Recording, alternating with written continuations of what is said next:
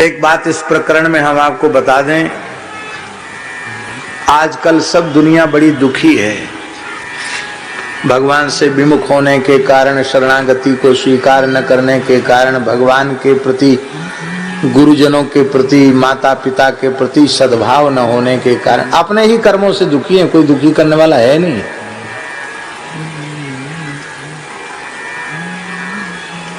भारी समस्या में पड़े हुए लोग हैं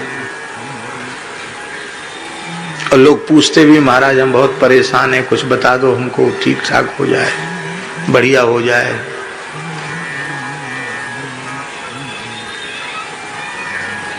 बताने वाले लोग बताते भी हैं, पर हमारे पास तो ऐसी कोई चीज है नहीं जो हम बतावें कि वहां नारियल चढ़ा दो, वहां गंडा बांध लो, वहां ताबीज लटका लो, वहां से झलवा लो, वहां से फुकवा लो, वहां से ठीक हो जाएगा, इतने दिन अमुक जगह पहुंच जाओ तो ठीक। ऐसा कुछ व्यवस्था हमारे पास है नहीं, है भी नहीं, और कभी ऐसी व्यवस्था चाहते भी नहीं। दोनों ही बातें हैं, है भी नहीं और चाहते भी नहीं।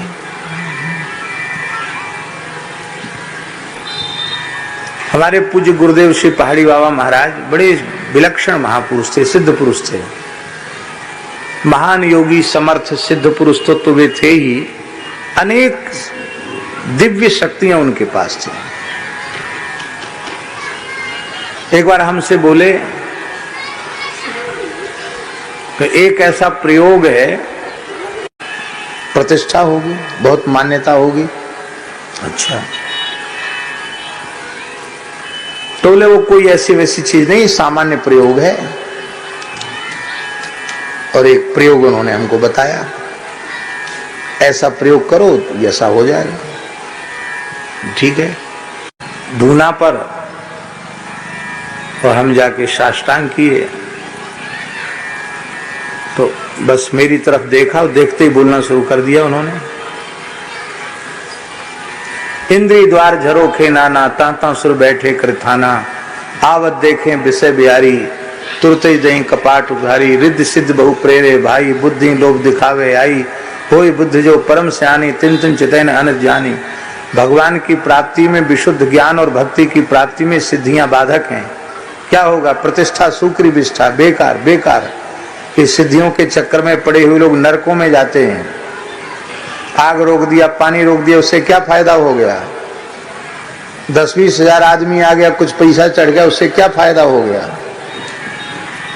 हम मन में सोचे लगे कि अभी तो 2-4 दिन पहले तो एकांत में बड़ी उन्होंने प्रयोग बताया और अब ये नरक जाने वाली बात कह रहे हैं। अभी प्रयोग तो हमने किया ही नहीं। तो प्रयोग की एक वस्तु थी, कुछ नहीं, मिट्टी ही थी वो। तो उस प्रयोग की उस वस्तु को हम उठे वहां से थोड़ी देर बाद और उसको हम जमुना जी में ही पधराया है। हमने कह लो सिद्धि देवी, हमने प्रयोग तो किया नहीं, पर लो तुदीयम वस्तु गोविंद तुभ्यमेव समर्पये। अब किसी से कुछ कहा नहीं हमने। दूसरे दिन फिर आके बैठे, शाम को बैठते थे थोड़ी देर उनके पास, तो हमारी तरफ देखते ही बोले, वाह बहुत अच्छा हुआ, रिद्धि सिद्धि के चक्कर में नहीं पड़ना चाहिए, फेंक आए जमुना जी में। हमने कहा हाँ, वाह बहुत अच्छा किया, बहुत अच्छा किया, बहुत अच्छा किया, वाह हम तो परीक्षा ले रहे थे तुम्हारी। ऐसे त्रिकालदर्शी महात्मा कहने की, पूछने की, बताने की जरूरत नहीं।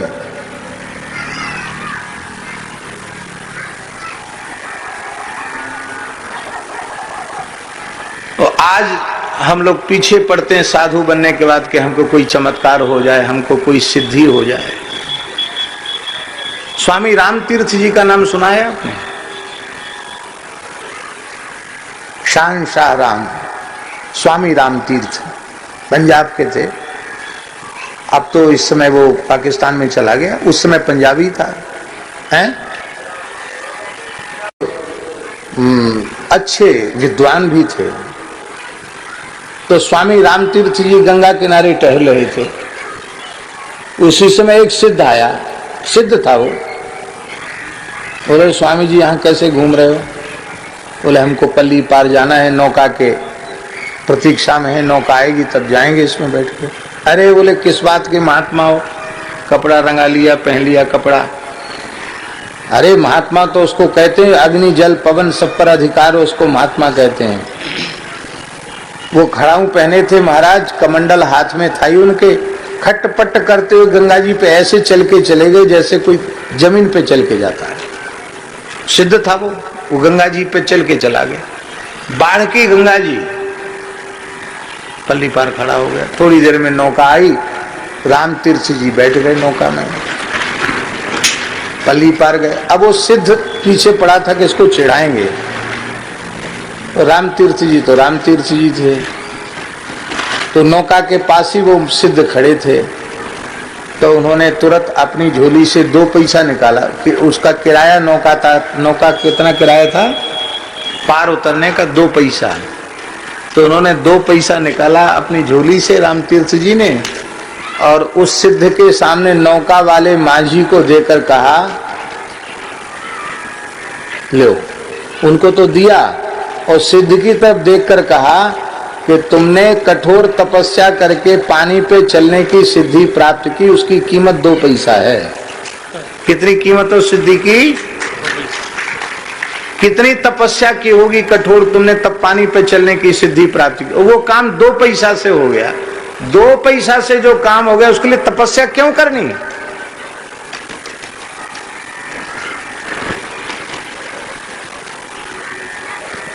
समय आने पर महापुरुष कई बार दुष्ट के चित्त में परिवर्तन करने के लिए कभी भगवान की इच्छा से प्रयोग भी कर देते हैं, लेकिन सही बात यह है कि महात्मा तो महात्मा होते हैं। अभी स्वामी ने, रामदेव जी ने एक बात हमको बताई। स्वामी श्री भूमानंद परमहंस, अवधूत स्वामी श्री भूमानंद परमहंस जी के बारे में। यहाँ बेतवा और यमुना जी का संगम है, वहां गुफा में रहते थे बाबा। कुछ काल वहां गुफा में, मिट्टी की गुफा में बाबा रहे। तो किसी विषय को लेकर के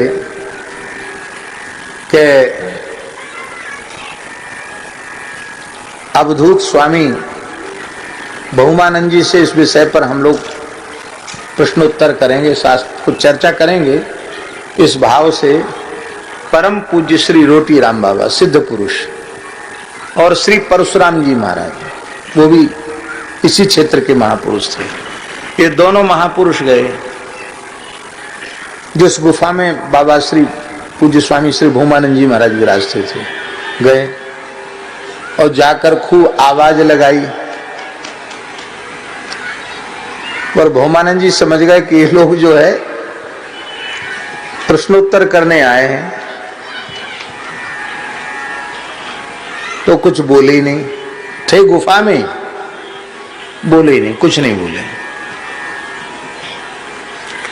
दोनों का बोले नहीं, इसका मतलब क्या गुफा में नहीं है? पहले तो लगता था कि गुफा में है, दिखाई पड़ रहे थे गुफा में है, अब कहां चले गए गुफा में नहीं? तो भीतर घुस के देखा तो भी गुफा में नहीं मिले। भीतर घुस के देखा तो भी गुफा में नहीं मिले बहुमानंद जी महाराज। तो बाहर आके बैठ गए, बोले कहीं इधर उधर होंगे तो घूम फिर के आवेंगे। बहुत देर हो गई तो बोले अब चलो। तो जैसे जाने को तैयार हुए, सोई वो गुफा के भीतर से निकले आए। उनको बड़ा भारी आश्चर्य हुआ कि गुफा के भीतर जाके तो देख लिया तो वहां तो थे ही नहीं, और गुफा से कैसे निकले आए? तो हंसते हुए बहुमानंद जी ने कहा, महात्माओं दंडोत प्रणाम, बात ये है कि हम आपसे बातचीत नहीं करना चाहते। क्यों? बोले हमको पता था कि आप तर्क वितर्क करने आओ, हम तो बिना पढ़े लिखे, क्या आपसे तर्क वितर्क, आप विद्वान पुरुष हो, आपसे क्या हम शास्त्रार्थ करते, इसलिए हम आपसे नहीं मिले। कोई बढ़िया बात की चर्चा करना हो तो आओ, विराजो, बैठो। तो दोनों महात्मा हंसने लगे, बोले नहीं हो गई बात, हो गई। वो अपने रास्ते गए, बाबा पुनः अपनी गुफा में चले गए। अब ये क्या है? उन्हें किसी से मान्यता लेनी है क्या? पर संत की इच्छा हुई कि हम न मिलें, तो गुफा में घुसने के बाद भी वो नहीं दिखाई पड़े।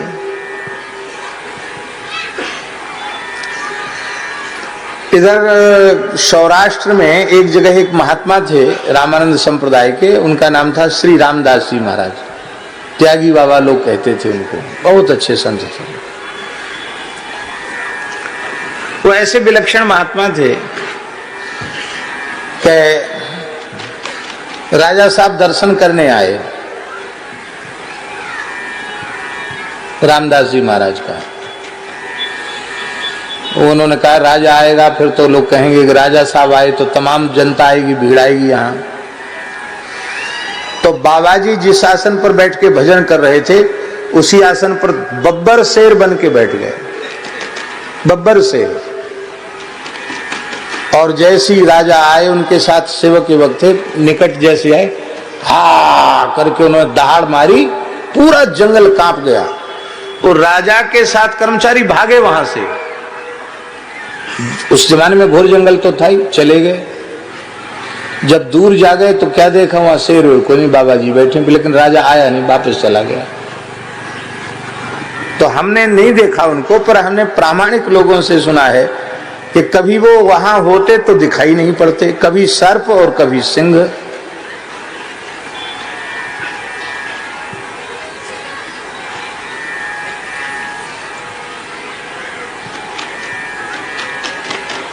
हम भी उनके स्थान पर एक बार गए। संत तो पधारे हुए, उनको हो गए कम से कम 80 वर्ष हो गया होगा उन संत को भगवत धाम गए हुए। हम उनके स्थान पे गए, शाम का समय था, वहां एक स्नान की जगह थी, स्नान करने गए। एक बड़ा विशाल काला नाग, इतना बड़ा फण उसका, यहां से लेके वहां तक लंबा। तो शायद त्यागी जी थे साथ में कि नहीं थे। तो हम लोग अपना कमंडल नचला लंगोटी जहां रखे थे वहीं वो मारा, एक कुंडली मार की हो। अब किसकी हिम्मत है चला लंगोटी उठाने की? है किसी की हिम्मत? सब तो दूर खड़े हो गए। हमको कोई डर नहीं लगा, हम बड़े बिना डर भय के उसके निकट गए। वहीं बिल्कुल ऐसी कुंडली मार के बैठे हुए, वहीं हमारे सब कपड़ा चला लंगोटी रखे। हमने हाथ जोड़ के कहा प्रभु आपने दर्शन देकर बड़ी कृपा की, अब सब साधु घबरा रहे हैं, डर रहे हैं, आप अब कृपा करके पधारो जिससे सब अपना चला लंगोटी आसन बासन उठा सकें यहाँ से। और इतना सुनते ही जैसे कोई मनुष्य भाषा समझता, ऐसे सुनते ही ऐसे चले, दिखाई नहीं पड़े। हमने गांव के लोगों से कहा, उन्हें कहा बोले बाबा रामदास जी का दर्शन तो नहीं होगा। भगवान जाने रामदास जी थे कि कौन थे? बोले सिद्धों के दर्शन इसी तरह से होते हैं, भगवान जाने कौन थे। लेकिन ये मैंने आंखों से देखा कि जैसे ही मैंने कहा कि प्रभु आप कृपा करके पधारिए, तो पधार गए, चले गए, पता ही नहीं चला कहाँ चले गए।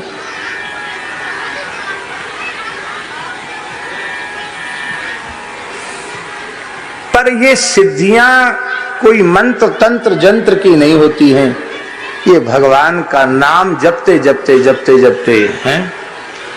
साधक नाम जपहि लय लाए, होहि सिद्ध अणिमादिक पाए।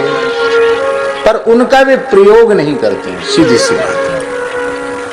बोलो भक्तवत। हाँ, तो हम निवेदन कर रहे थे, समस्याओं से ग्रसित लोग तमाम हैं, किसी के पास जाने की आवश्यकता नहीं है। आप प्रतिदिन सुंदर कांड के पाठ का नियम ले लीजिए, श्रद्धा पूर्वक सुंदर कांड के प्रतिदिन पाठ का नियम ले लीजिए, असाध्य समस्या का भी समाधान हो जाएगा। ये बिल्कुल पक्की बात है। सैकड़ों लोगों ने इसका प्रयोग करके देखा और प्रत्यक्ष अनुभव प्राप्त किया। मान लो उतना भी आप नहीं कर सकते हैं, दुख दारिद्र के कष्ट से त्रसित हो रहे हैं और एकदम गरीबी है, कर्ज में डूब गए हैं, उबरने का कोई साधन नहीं दिख रहा है, तो पूरा सुंदरकांड न करके केवल विभीषण शरणागति का भी नित्य पाठ कीजिए श्रद्धा पूर्वक। कहां से कहां तक? नोट कर लो दोहा। राम सत्य संकल्प प्रभु सभा काल वस तोर, मैं रघुवीर शरण अब जाऊं देव जनि खोर। यहां से लेकर के जो संपत्ति शिव रावण ही दीन दिए दसमात, सो संपदा विभीषण सकुच दीन रघुनाथ। अस प्रभु छाड़ी भजहि जे आना, ते नर पशु बिन पूछ विषण। यहाँ तक इसको मानस सुंदर कांड में विभीषण शरणागति कहते हैं। इस विभीषण शरणागति से भी सारी समस्याओं का समाधान हो जाता है।